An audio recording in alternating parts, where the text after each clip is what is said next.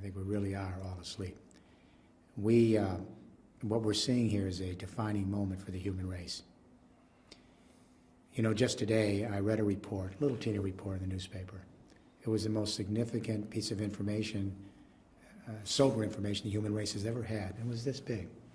And what the report said is that the Arctic is going to have open waters in 20 years in the summer. We need to understand what that means. There's never been open waters there in 3 million years. We are seeing a cataclysmic shift in the climate of this planet in real time right now. And if our scientists are right, we may see within 30, 40 years, maybe a century at the most, the potential demise of our species. We're really asleep all across the world. So I think we're at a pivotal point. We have 3 crises right now that are feeding off each other, and they put us in the middle of a perfect storm. First, the economic meltdown. Second, the energy crisis. Third, the real-time impacts of climate change now in agriculture, our ability to feed ourselves. The economic meltdown, let me say I disagree with some of my colleagues on this. This is not a financial meltdown or simply a bank crisis or a deregulation of the market crisis. That's the result. Unless we understand the crisis, we can't begin to understand the enormity of what we're presented with here. Here's what people have to know. President Obama's bailout program for the United States of America is $2 trillion. The total accumulated household debt in my country today is $15 trillion. We're broke. So the whole base of globalization, American purchasing power saves the world, it raises everyone's boat, it's over. This second industrial revolution is clearly on life supports. The technology's old, the infrastructure is old, the productivity is senescent. So that's crisis number 1. The second crisis that feeds off of that is energy, because the second assumption of globalization, cheap energy. So take your capital to cheap labor markets in Asia and elsewhere, let them produce the food and the manufactured goods and then ship it back, because energy's cheap. The problem is when oil went over $50 a barrel, something interesting happened. Inflation started to rear up from the food prices to petrol. When oil hit $147 a barrel in July of 2008, that's when the crisis hit. You'll recall the entire economic engine of globalization collapsed in July at $147 a barrel because the inflation was so high and all the prices, people stopped purchasing. Then the crisis hit 60 days later because you couldn't maintain that delusionary credit-based debt culture when the engine stops. Then the financial markets collapse 60 days later. They're connected. They're connected. And of course, what I think people need to realize is everything is based on fossil fuels. Our petrochemical fertilizers and pesticides for agriculture, almost all of our pharmaceutical products are fossil fuel based. Virtually all of our clothes, our power, transport, heat and light, all of our construction materials. The entire civilization was built off the carbon composites of the Jurassic Age.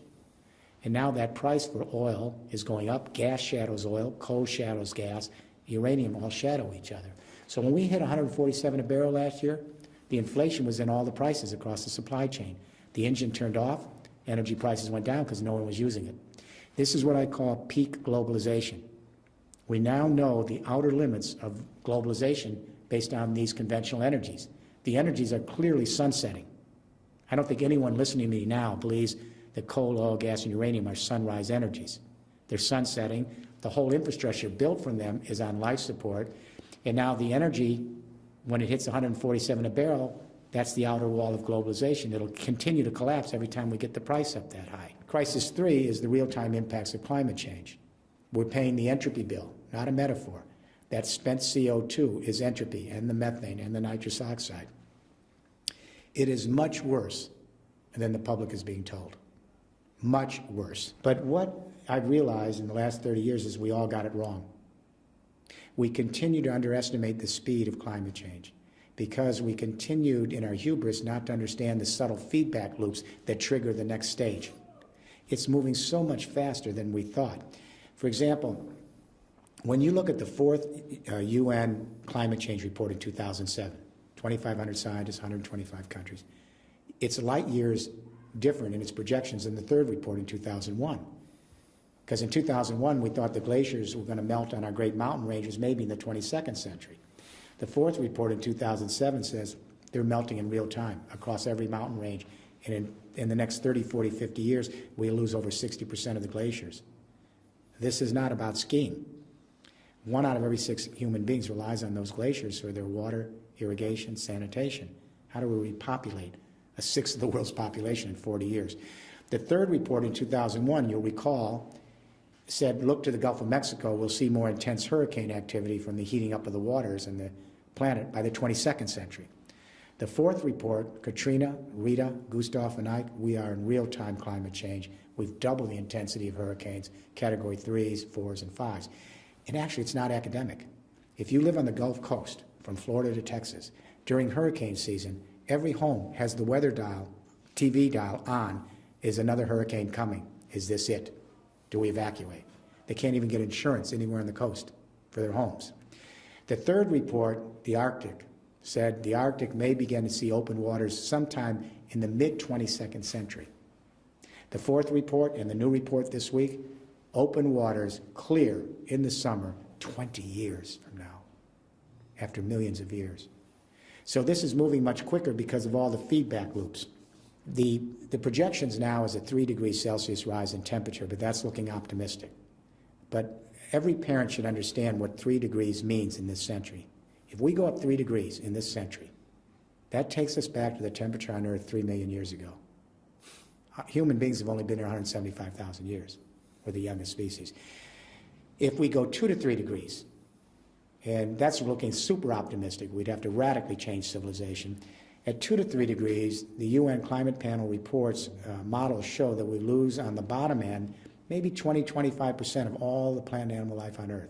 On the top end, wipeout, 70% of all the assessed species gone. Now, we have had 5 waves of biological extinction on Earth in the last 450 million years in the geological record. Every time there was a mass extinction, it took 10 million years to recover the biodiversity we lost. As my wife says, we're not grasping the enormity of this moment. It's eluding us. It's worse, and it's worse now than we thought it was a year ago. For example, in the fourth assessment report, they mentioned the permafrost as a potential problem in Siberia. No studies in. Now the studies are coming in, and we're terrified because Siberia is all covered with frost. Under the frost is a time bomb. It's all the carbon deposits from the pre-ice age, because that was a teeming grassland full of animal and plant life. And when the climate tips, it tips very quickly in a few years. It tipped way back when, and all that carbon was captured under the ice. The ice is melting across Siberia. Carbon is coming up as CO2, and on the lake beds, it's coming up methane, which is 23 times more potent. And there's more carbon underneath there than all the tropical rainforest. It's all going up into the atmosphere. It is a ticking time bomb.